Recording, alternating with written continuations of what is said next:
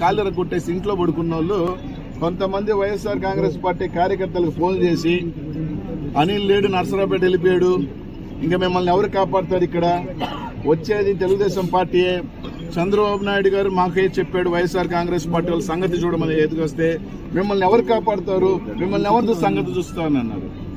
నేను నరసరావుపేట పోయినా, అక్కడి నుంచి లేదా ఇంకొక దూరం పోయినా, నెల్లూరు నగరంలో వైఎస్ఆర్ కాంగ్రెస్ పార్టీ కార్యకర్తలకి కష్టం వచ్చినా నష్టం వచ్చినా ముందు వచ్చి నిలబడతా. నన్ను దాటే నా కార్యకర్తలు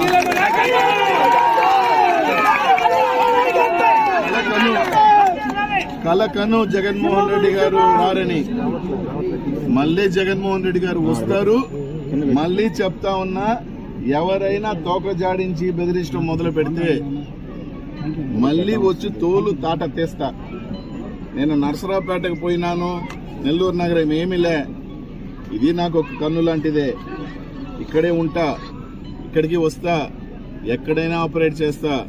నా కార్యకర్తలు కానీ మా వైఎస్ఆర్ కాంగ్రెస్ నాయకులు జోలికి కానీ వచ్చి ఇట్లాంటి ఏదో బెదిరింపులు కానీ చేస్తే నేను రిలీజ్ కూడా చేయగలను ఆడియో. అని అసహ్యంగా ఉంటుంది. ఆ చీప్ గాడి గారి గురించి, వాడి గురించి కూడా ఎక్కువసేపు మాట్లాడటం వేస్ట్ కాబట్టి చూపలా. కాలు ఎరగొట్టుకొని ఒక పసివాడు కాలు ఎరగొడితే ఇంట్లో పడుకున్నాడు, వాడిని కూడా ఏం చేయలేం. ఈడంటే మా కార్యకర్తలు టచ్ చేస్తాడంట. వాడు మగోడైతే టచ్ చేయమను. నిజమైన మగోడు అధికారం ఉన్నా లేకపోయినా రొమ్మిర్చుకొని నిలబడతాడు. రేపు మేము వస్తాం, నువ్వు వచ్చేది లేదు, సచ్చేది లేదు.